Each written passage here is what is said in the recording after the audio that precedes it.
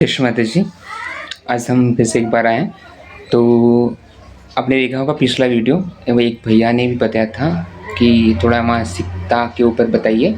तो देखिए, जो डिप्रेशन होता है वो डिप्रेशन कहाँ से आता है? वो आता है ईड़ नाड़ी से। ईड़ नाड़ी, लय विशुद्धि, अपराध बुद्धि से होता है ना। तो इनका असर पड़ता है हमारे नेपटाज्ञा, जो सुपरी गुहा होता है, बनता है वो वाला।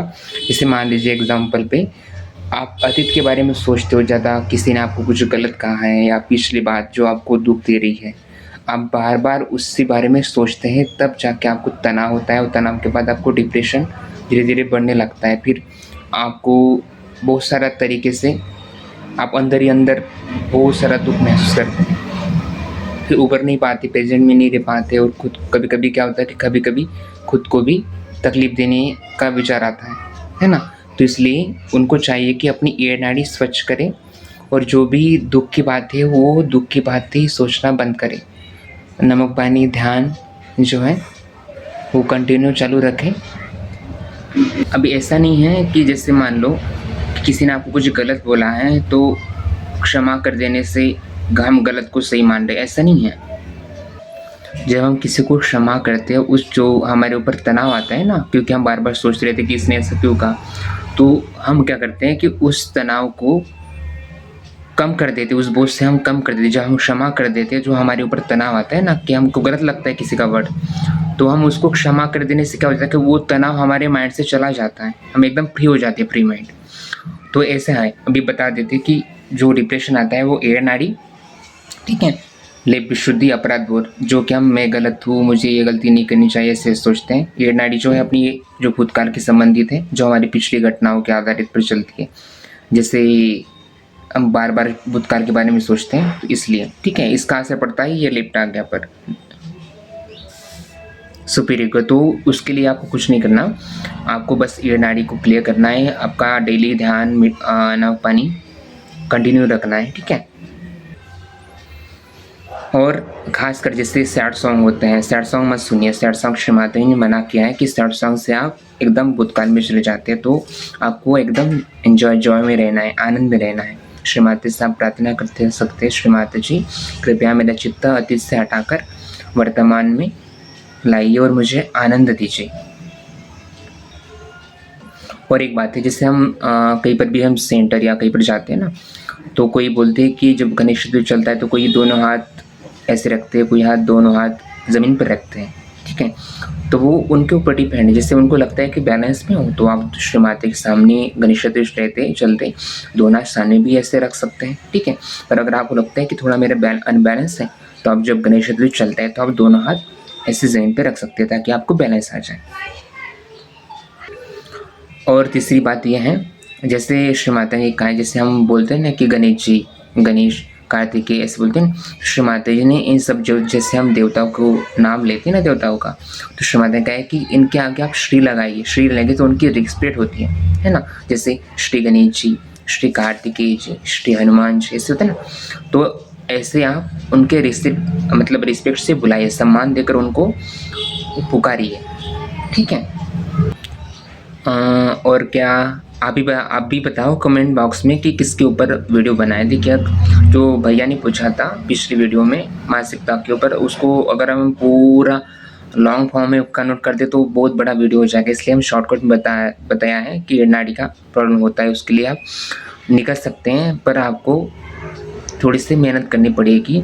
आपको थोड़ा सा जो भूतकाल के विचार आते हैं वो थोड़ा इग्नोर करके मेडिटेशन से, नमक पानी से आप बैलेंस में आ सकते। थोड़ा जैसे मान लें कि आपको डिप्रेशन आ गया है, तो थोड़ा निकलने में टाइम लगता है, पर आप कंटिन्यू करेंगे ना। जैसे किस चीज़ को हम इग्नोर करते हैं, जो बुरी चीज़ है, तो एक दिन हम ज़रूर सफल होते हैं। ऐसे ही आपको भूतकाल का चित्त हटाकर इग्नोर करना है, वर्तमान में रहने की कोशिश करनी है। तो श्री माता जी का आशीर्वाद है आपके पास, तो वो जल्दी सफल हो जाता है।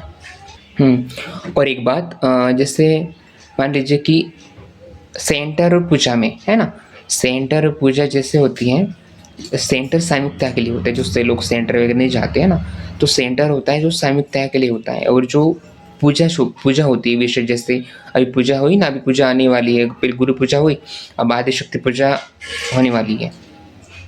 अच्छा सॉरी, अभी कृष्ण पूजा होने वाली है। हाँ, तो ये जो सारे चक्र की जो पूजा होती है, जब हम उन पूजा में जाते हैं, जैसे मान लो कि अभी विश्व चक्र की पूजा है, मतलब कृष्ण पूजा, ठीक है?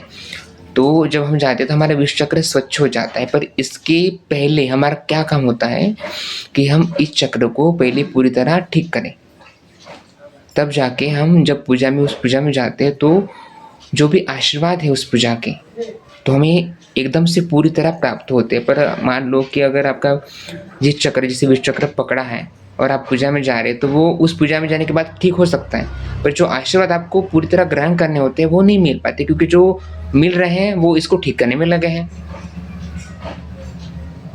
तो इसलिए जब पूजा होती है, कोई भी पूजा, गणेश पूजा, कृष्ण पूजा, दुर्गा पूजा, जो भी पूजा होती है ना, उससे पहले आप करो कि जैसे अभी पूजा होने वाली है तो उसके पहले आप अपना चक्र क्लियर करो, ठीक है? और सामूहिकता में जाना चाहिए। मैं एक श्रीमाता का छोटा स्पीच है, 1.5 मिनट का मुझे मिला है, जो सामूहिकता सेंटर जीने जाते हैं ना उनके लिए, तो मैं इसके पीछे एक लगा दूँगा, ठीक है?